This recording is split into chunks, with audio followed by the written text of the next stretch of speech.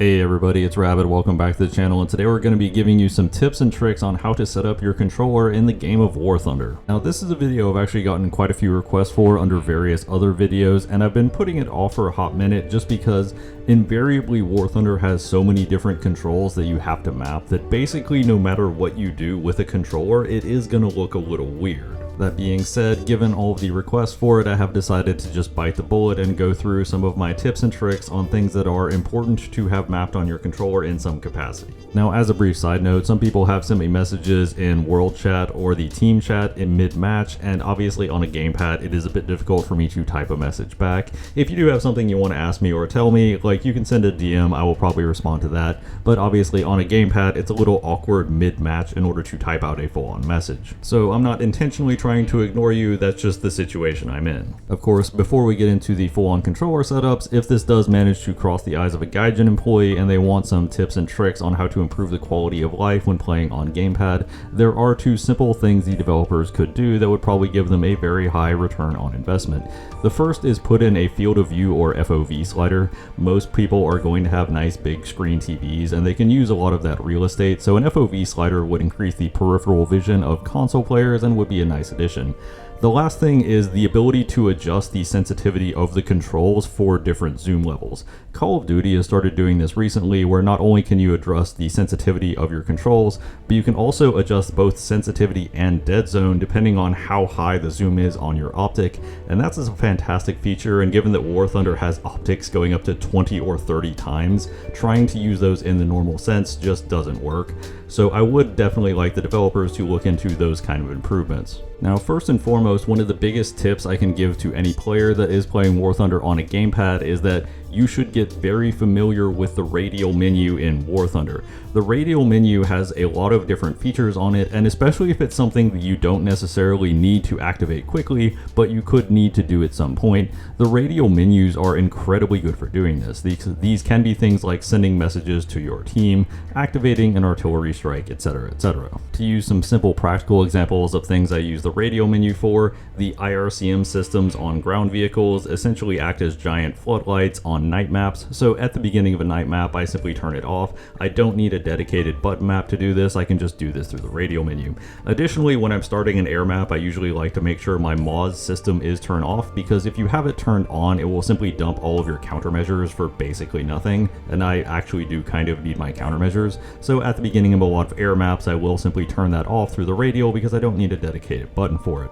On top of that, whenever I'm using a helicopter that does have landing gear, I usually like to retract the landing gear. However, this isn't generally something you have to do quickly, and not all helicopters even have it, so it would be a complete waste if you had this mapped to a specific button. This also brings up a valid point in that high-tier vehicles use a lot of different features that low-tier vehicles simply don't have, so if you are refining your control setup, I would highly recommend taking some high-tier premium vehicles out for a test drive and using them to test your control setup.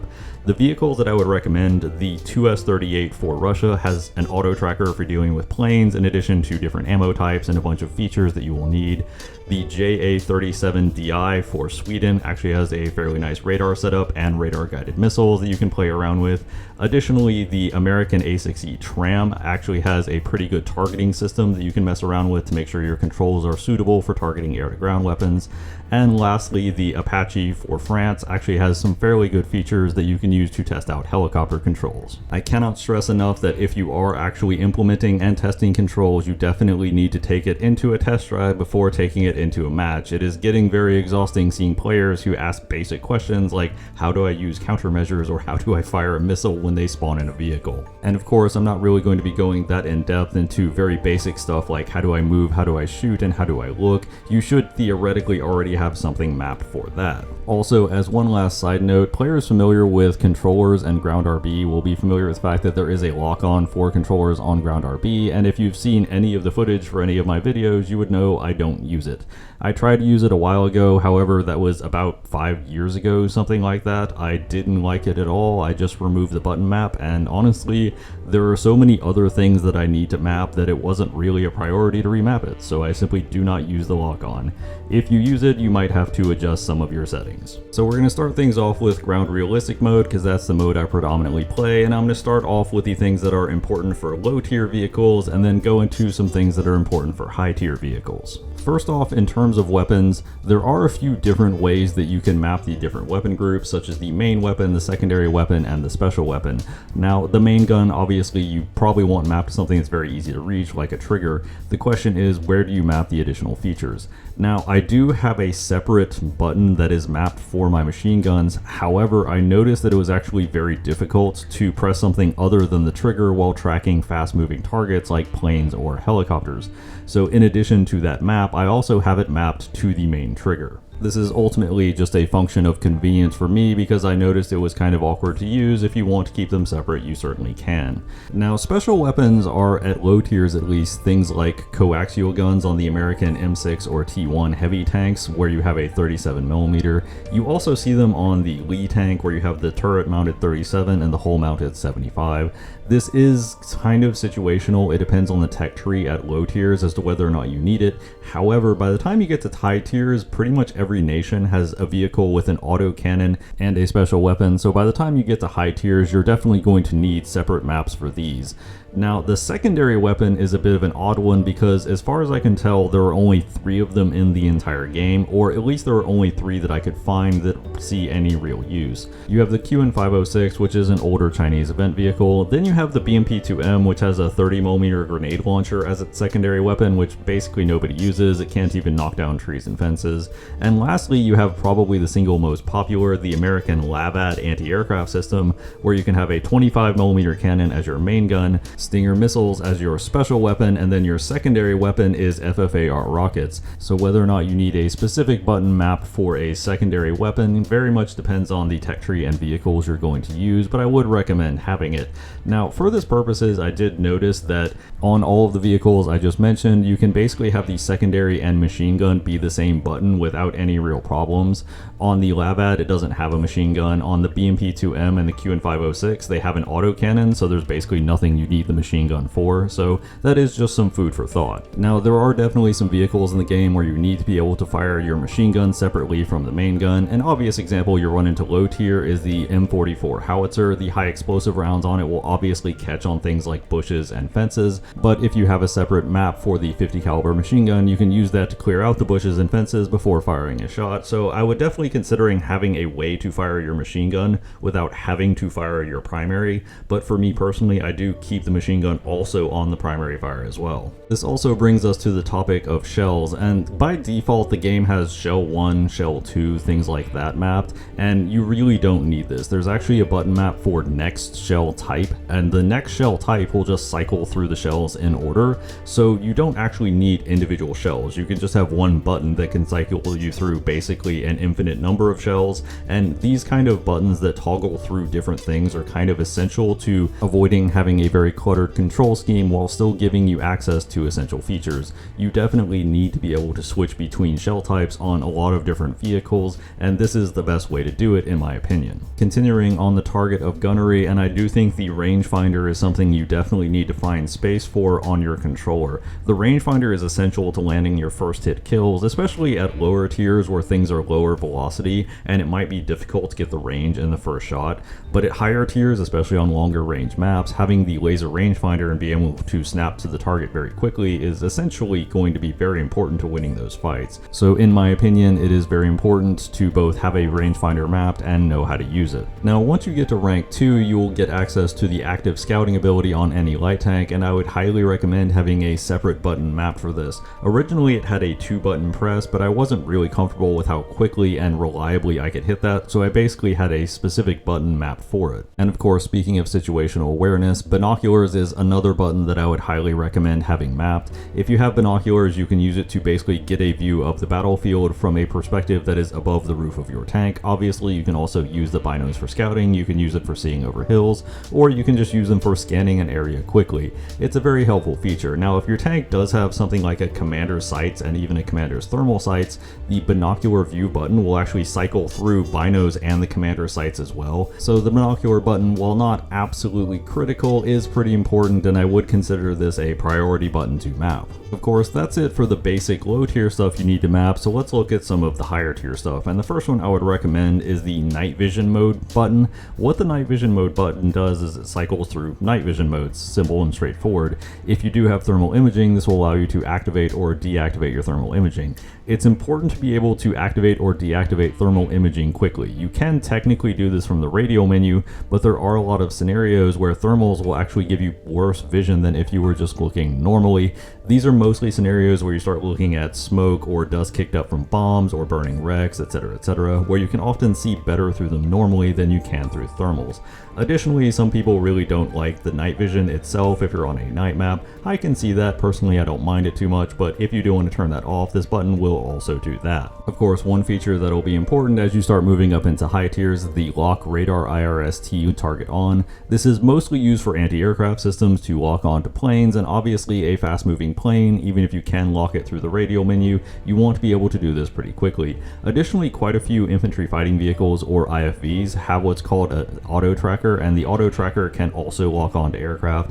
And you do have the one Russian vehicle, the Chrysanthema, that does have a ground search radar that can lock onto vehicles as well. So all of these vehicles combined, you definitely want to have a way to do this quickly. Now this does bring us into one kind of weird button map, and this is a button map specifically for the scout drone. So it's actually technically in aircraft, but you use it more in ground vehicles. Now you can get by without using the radial menu to launch and recover scout drones, so you don't necessarily need to map a button for that. However, you do kind of need to map a button for designating a team target. This marks areas on the ground for your team, so if you do spot enemies, you can mark them out effectively. This isn't active scouting per se, but it can be an important feature if you want to mark where key enemies are on the map. And as a reminder, the designate team target button is actually under aircraft because you technically fly the drone with the aircraft controls. Now, at least one or two people are probably going to look at the button maps I just mentioned and think that I forgot to mention smoke, but no, I didn't forget to mention it. I actually don't have smoke mapped as a specific button. And part of the rationale for that is the specific map that you start with smoke, I believe, is pressing in the thumbstick, which is very easy to do by accident in a tense situation, but also smoke is one of the few things that you never want to do at the wrong time, because it doesn't just hurt you, it also potentially hurts your teammates as well. So I prefer to keep smoke mapped on the radial menu, and you can see in the background with a CB90-105, if you have the muscle memory to do it quickly, you can pop smoke pretty fast through the radial. So ultimately, I just keep smoke in the radial and don't map it, but obviously that is personal preference. Going straight from ground, we're going to go next into helicopters, and helicopters is somewhat interesting in terms of mapping it on a gamepad, at least in terms of the overall weapons, because it turns out there are actually quite a few different weapon groups, and this is something that both helicopters and fixed-wing planes have in common, in that the higher you go up in battle rating, the more different types of weapons are on offer, and this can occupy a lot of controller space. So this is one of those scenarios where I have a lot of weapons that are both mapped and even double mapped, whereas the same button will fire multiple types of weapons, and I use the switch secondary weapon button if I have multiple weapon groups. Essentially, this is just going to be a game of trial and error to try to figure out exactly what works best for you and the types of vehicles you play, but there are certain types of weapons that I basically just never take together, so they can map on the same group perfectly fine. That being said, the switch secondary weapons function is basically essential because you can have things like infrared missiles and radar guided missiles on the same plane, which happens a lot if you go into top tier, and you need to be able to switch through those two missiles very quickly because they are useful in very different situations. This also brings up an interesting quirk of the game right now. If you're in a ground battle and you spawn in a plane and you use the switch secondary weapon feature so that now you are on weapon select and that plane gets shot down or otherwise gets destroyed, and then you spawn in a helicopter later, it will stay on the weapon select. So if you don't have switch secondary weapons mapped for both helicopters and planes, and you do this, you can actually end up in a scenario where you actually can't use the correct weapons. So make sure if you're going to map this for one that you map this for both. Now, it is kind of self-explanatory to say that both in helicopters and planes you should have a way to toggle through different views. These are things like gunner's views and even weapons views if you have dedicated weapon or missile pods that have their own view perspective. So this should be mapped, but I feel like that is kind of obvious. One thing that I would highly recommend on any helicopter though is having the hover button map. Hover hover button will attempt to keep you basically stationary, at least in terms of the X and Y axis, so you can go up or down without changing your position. It does have a little bit of drift to it, but generally speaking, it makes it a lot easier to land and take off with helicopters if you have a hover button mapped. On top of that, if you do find a fairly good position that has a nice line of sight and you don't want to risk drifting too far to one side, the hover button can be pretty useful to keep you in that position. As you go up in battle rating, your helicopters will start getting access to things like countermeasures. These are flares, chaffs, or both in some cases. You need a way to drop these, obviously, to try and defeat radar or IR guided missiles. Now, the game does have the option to drop flares and chaffs separately, but by default, if you just press a countermeasures button, you will drop both. If you do have a vehicle with very low countermeasures count, you do kind of want to drop them separately. However, sparing 2 button maps for that is a bit on the rough side, so if you have room, I would recommend it, but it is kind of difficult. Now, much like ground vehicles, helicopters do eventually start getting access to thermal imaging, and it is important to be able to switch to that quickly for the same reason as ground vehicles. There are scenarios such as with burning vehicles, smoke, or even debris kicked up from bombs, where it can be hard to distinguish a living from dead vehicle, or even to see a vehicle in general, so I would highly recommend mapping a way to switch rapidly between thermals and clear channel. Now, there is one deceptively important feature that you really want to map, and that is sight stabilization. Sight stabilization, while it does stabilize the sight and prevent it from moving, which is pretty handy, it also activates the lock-on mode for helicopters that have the lock-on mode. So this will allow you to lock onto vehicles even while moving and maintain the lock. This is incredibly useful for guiding missiles accurately, but it also serves a vital function because if your helicopter does have a flexibly mounted gun, you can use the sight stabilization feature to lock onto a plane, and the gun will automatically track the plane and even plot a small amount of lead. So it is pretty important, especially as you start going in top tiers and you have very fast moving jets, because it does give you a way to fight back without relying on your somewhat dodgy IR missiles. You can also just use the sight stabilization button in the third person camera to set an area that you want to look at, and then go into the gunner view and you'll automatically be set at that area. So overall, I would say, even though it seems like a fairly innocuous thing to map a button for, it is basically essential. Now, kicking things off for planes, I'm going to briefly reiterate what I said at the beginning of helicopters with weapons. There are a lot of different weapons, and there's going to be even more of them the higher up in battle rating you go. So as you go up in battle rating, the importance of the switch secondary weapon map is going to become even greater, to the point where it is practically essential if you are in a top tier jet. Additionally, much like helicopters, the toggle view button is basically important as well for exactly the same reasons. Now, 3 basic mechanical features that a lot of planes use are flaps, air brakes, and landing gear. Air brakes are less common at lower tiers. There are some aircraft with dive brakes, but by the time you get to mid and high tiers, especially in terms of jets, most aircraft have at least some type of air brake that you will want to be able to toggle. Gear is somewhat optional, as you can kind of do it with the radial menu. You don't often have to do it incredibly fast, but I do prefer to have that mapped. Flaps is pretty much essential because it can give you some extra nose position in a turn. Ultimately, at low tiers and even up to the mid tiers, you can get away with just having the previous controls: flaps, brakes, gear, ability to switch views, and the ability to use the assorted bombs and rockets at your disposal. However, once you get up to higher tiers, you are going to have to start using additional features such as countermeasures. As mentioned with helicopters, countermeasures are pretty important for avoiding incoming missiles. I would say it's actually more important than it is with helicopters, as planes more often face missile threats, especially the higher up in battle rating you go.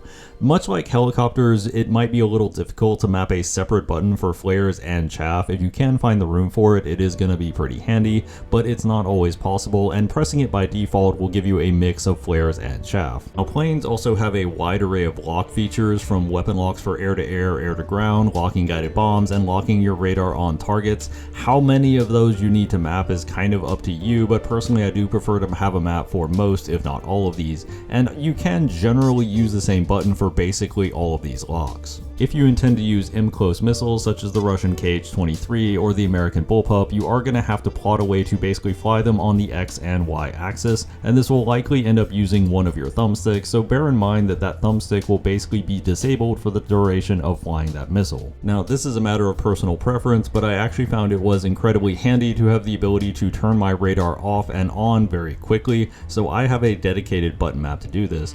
This also brings up an interesting point in that recently they added an option option in the spawn menu wherein you could set a default radar setting, and this for me was incredibly handy because having button maps for all of the different radar settings is a little obnoxious, and it would usually lead to me having to go into the radial menu basically every time I spawn in a given plane. But now I can simply set the radar scan arc and the radar scan type that I want at the start of the map, and it will basically stay that way for the entire map, and it will also stay that way by default for that aircraft, so I don't ever have to change it back. This also brings up the sight stabilization for fixed-wing aircraft, which does very similar things to what it does with helicopters. It doesn't paradoxically stabilize the sight, but it does enable the lock-on mode for the types of aircraft and targeting systems that have this. This is relevant because if you go into a top-tier match, even if you don't have an air tree, you get a Predator drone, an Orion, or a Wing Long, depending on what nation you're playing, and all of those drones actually have the sight stabilization feature to lock on and help their missiles hit targets more accurately. So I would have a map for this, if nothing else, just for the attack drones, even if you don't play a lot of planes. That being said, I don't generally have a super convenient button map by default to turn on thermal imaging in planes, because normally I just turn it on in the sight view that I need and leave it there. On planes it's not as important because you're honestly not that great in terms of vision anyway. You kind of rely on the heat signatures, so I don't view it as critical in order to switch back and forth from thermals all that often. Going into one of the more interesting aspects of how to control a plane on the gamepad, how do you use VTOL mode? You'll notice whenever I use VTOL mode and actually change the orientation of the thrusters, it will actually throw out the air brake. That's because I actually have the air brake button mapped as my toggle to go into VTOL. So what this means is anytime I'm going into VTOL, I will automatically air brake, which is kind of what you want to do anyway. It's rare that you're adjusting the nozzles on the VTOL aircraft without needing to slow down, so that kind of worked out for me. But I would definitely do some trial and error in the test drive, especially because there are quite a few VTOL aircraft that you can test drive to see what works best for you. Of course, everything I mentioned in this video is essentially just a suggestion. These are things that I have found worked well for me, and honestly at one point when I was going up the tech tree, I realized that I was just going to have to work my way up to top tier vehicles and get some practice with them before I knew what was essential to map and what I could essentially ignore. So in that sense, while these are things that I have generally found important, I don't view them as hard and fast rules that you have to do to be successful. These are just things that were inherently useful to me and things that I prioritize putting on the gamepad versus things that I left on the radial menu. Of course, those are just my thoughts on the matter. For all of the PC mouse and keyboard players, I thank you for bearing with me and seeing how the other half lives. For all the console players, I hope you got something out of this video, and if anybody has anything else they think is vitally important to map, feel free to drop that in the comments down below as yet another suggestion. If you enjoyed the video, please leave a like and subscribe. That always helps out the channel. As always, danke bitte, tschüss.